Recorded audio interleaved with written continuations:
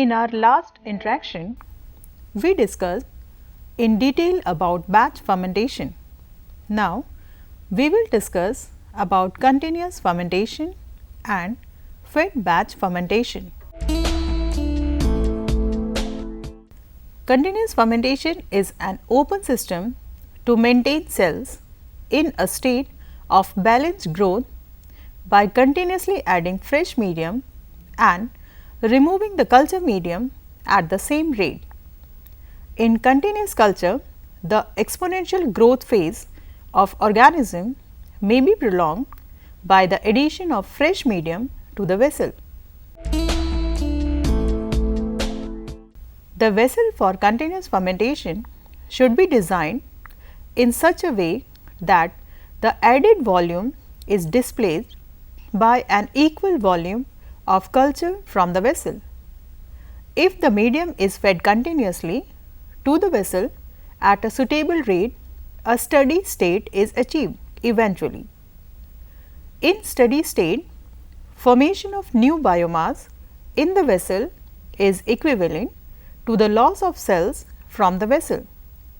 The medium flow into the vessel is related to the total volume of the medium in the vessel expressed as dilution rate D, which can be expressed in the form of a mathematical equation D is equal to F by V, where F is the flow rate decimeter cube per hour and V is the total volume.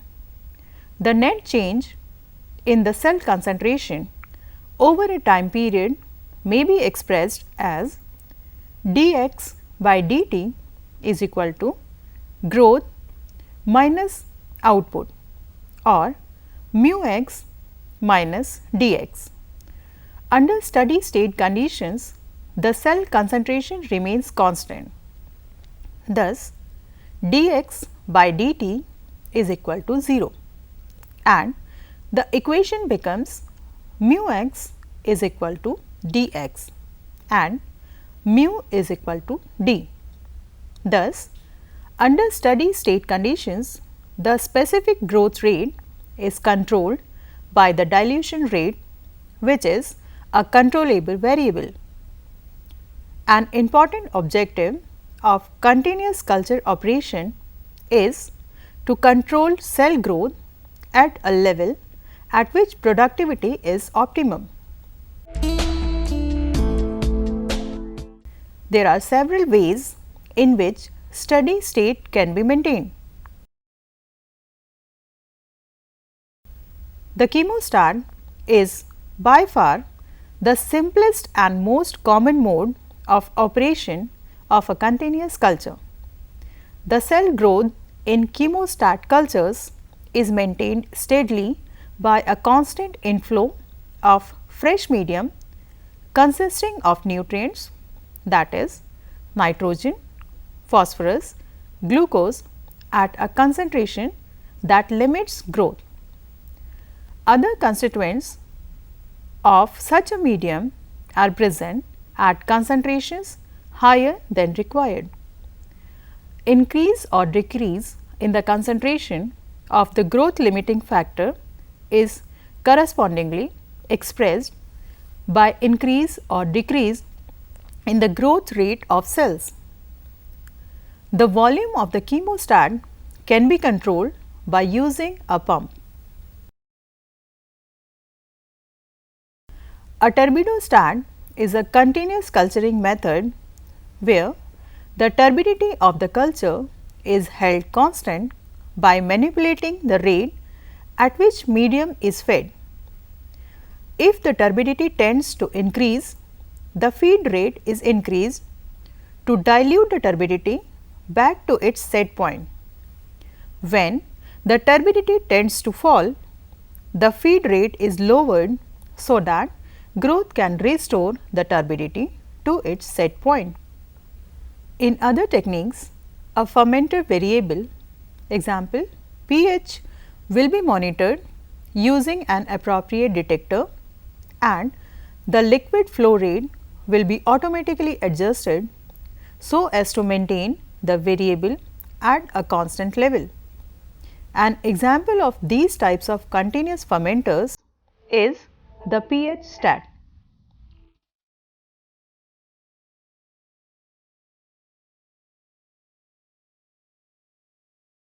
There are various types of continuous fermentation: single state continuous fermentation, multiple stage continuous fermentation, recycled single or multiple stage continuous fermentation, semi-continuous fermentation.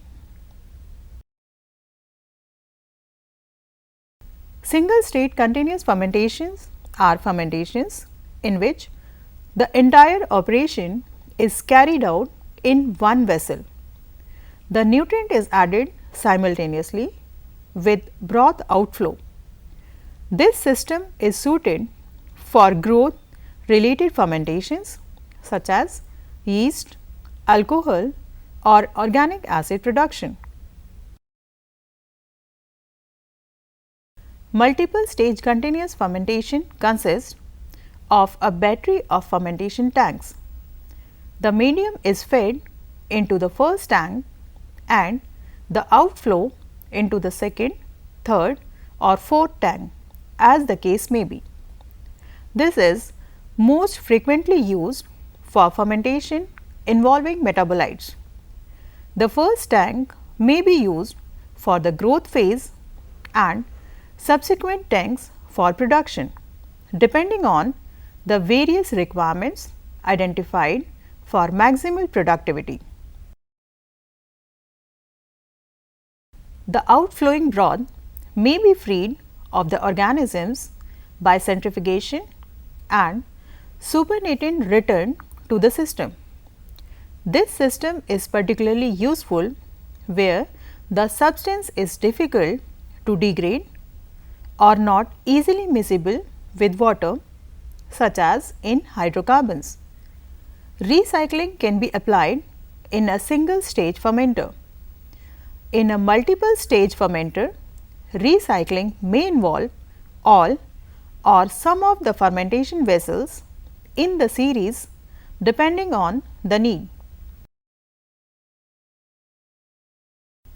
In semi-continuous fermentations, simultaneous nutrient addition and outflow withdrawal are carried out intermittently rather than continuously. There are two types of semi-continuous fermentation: cyclic continuous fermentation, cell reuse fermentation. In cyclic continuous fermentation, a single vessel is usually employed, although a series of vessels may be used. Fermentation proceeds to completion or near completion and a volume of the fermentation broth is removed. Fresh medium of equivalent volume to that withdrawn is introduced into the vessel. As the size of the fresh medium is reduced, the time taken to complete the fermentation cycle is reduced until eventually the intermittent feeding becomes continuous. This system has been said to ensure a compromise between the desirable and undesirable features of batch and continuous fermentation. However, in this system, productivity is lower than in continuous fermentation, both in theory and practice. In cell reuse, cells are centrifuged from the fermentation broth and used to re-inoculate fresh medium. It is continuous only in the sense that cells are reused, otherwise it is a batch fermentation. Continuous cultivation is used in the production of single cell protein, organic solvents such as ethanol, acetone, butanol, isopropanol, acetic acid from traditional raw materials such as sugar, starch and molasses. Cellulose is also being considered as a substance for continuous cultivation, and therefore, cellulose digesting enzymes are being continuously cultured from Trichoderma. In industries, continuous cheese making, continuous yogurt starter production and continuous use of lactose in whey are used. Other applications of continuous fermentation are production of vaccines and cell cultivation, waste digestion for sewage chemical waste outside the activated sludge, production of beer, wine, yeast, vinegar, alcohol, etc. For a continuous fermentation, there is no emptying, cleaning, sterilizing and refilling step. The productivity of a continuous fermenter is calculated by multiplying the dilution rate D by concentration of product in the outlet stream.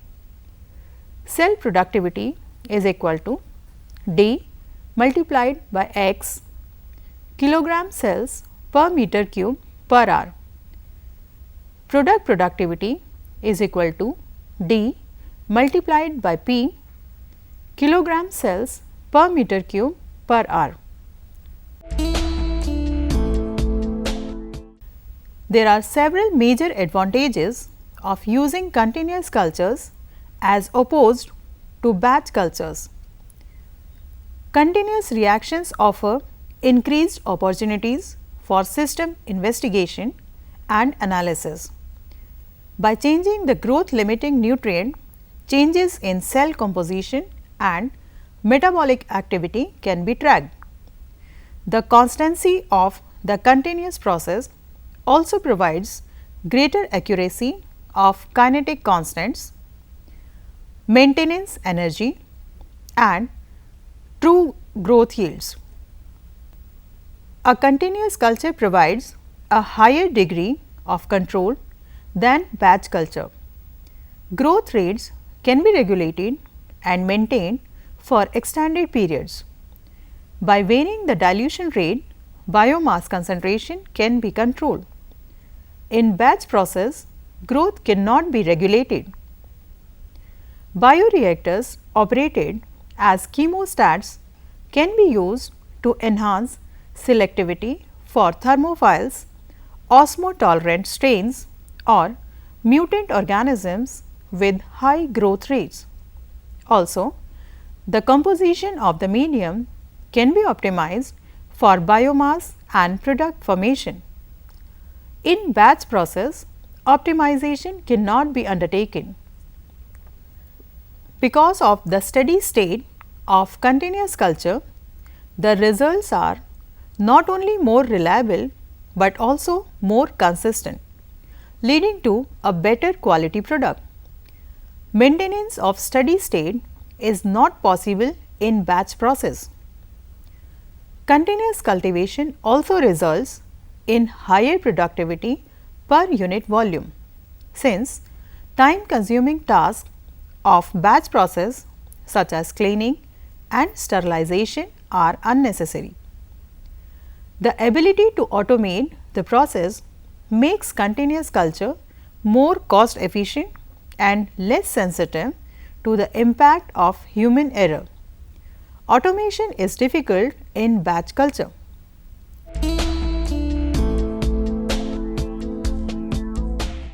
Fed batch fermentation is a modification of batch cultivation, in which the nutrient is added intermittently to a batch culture.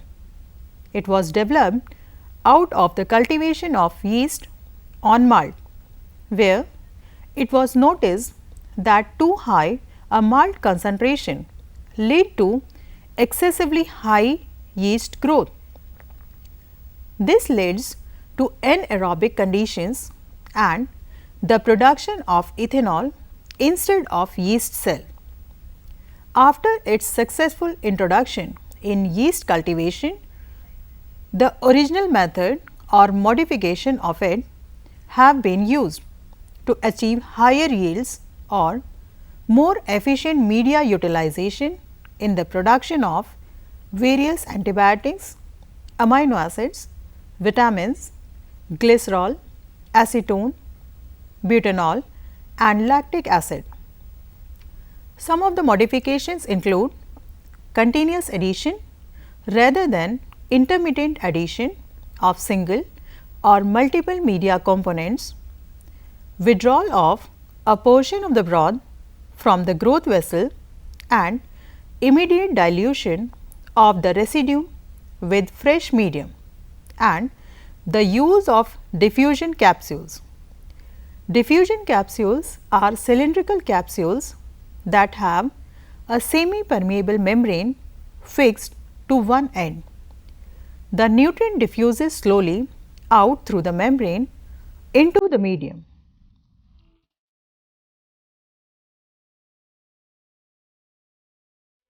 Before starting a fed batch process, batch fermentation should be undertaken to get the necessary information regarding the microorganism being used. From the batch fermentation, the operator should have a knowledge of best abiotic conditions such as temperature, light, agitation, pH, growth medium, etc. Specific needs of precursors, inducers or other enrichment factors, the different growth phases and the consumed or substrate and produced components or product of interest and byproduct, the relationship between biomass and product formation, that is growth or non-growth associated product, and the oxygen uptake rates, limiting substrate for growth and the relationship between the specific growth rate and the limiting substrate concentration, eventual inhibitions from the substrate and or product. Two basic approaches to the fed batch fermentation are fixed volume fed batch fermentation and variable volume fed batch fermentation. In fixed volume fed batch fermentation, the limiting substrate is fed without diluting the culture. The culture volume can be maintained practically constant by feeding the growth limiting substrate in undiluted form, for example, as a very concentrated liquid or gas, for example, oxygen. Alternatively, the substrate can be added by dialysis. A special type of fed batch fermentation, the cyclic fed batch culture for fixed volume systems, refer to a periodic withdrawal of a portion of the culture and use of the residual culture as the starting point for the further fed batch process. Once the fermentation reaches a certain stage, the culture is removed and the biomass is diluted to the original volume with sterile water or medium containing the feed substrate. The dilution decreases the biomass concentration and results in an increase in the specific growth rate. As the name shows, a variable volume fed batch fermentation is one in which the volume changes with the fermentation time due to the substrate feed. The feed can be provided in various ways. The same medium used in the batch mode is added. The solution of the limiting substrate at the same concentration as that in the initial medium is added, and a very concentrated solution of the limiting substrate is added at slow rate. There are various advantages of fed batch fermentation. Production of high cell densities due to extension of working time, particularly important in the production of growth associated products. Controlled conditions in the provision of substrate during the fermentation, particularly regarding the concentration of specific substrates, as for example, the carbon source. Control over the production of byproducts or catabolite repression effects due to limited provision of substrates solely required for product formation. The mode of operation can overcome and control deviations in the organism's growth pattern as found in batch fermentation, allows the replacement of water loss by evaporation. Alternative mode of operation for fermentations leading with toxic substrates as cells can metabolize a certain quantity at a time or low solubility compounds.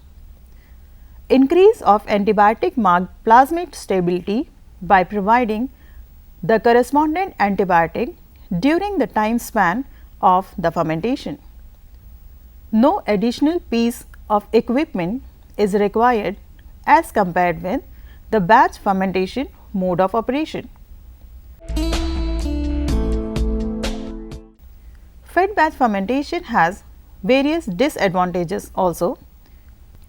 Requires previous analysis of the microorganism, its requirements and the understanding of its physiology with productivity.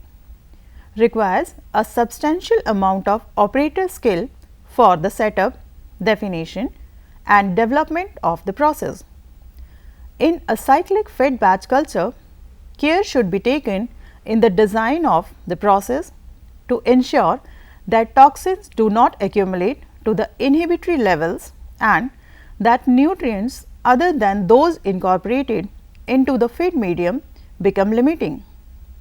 Also, if many cycles are run, the accumulation of non-producing or low producing variants may result.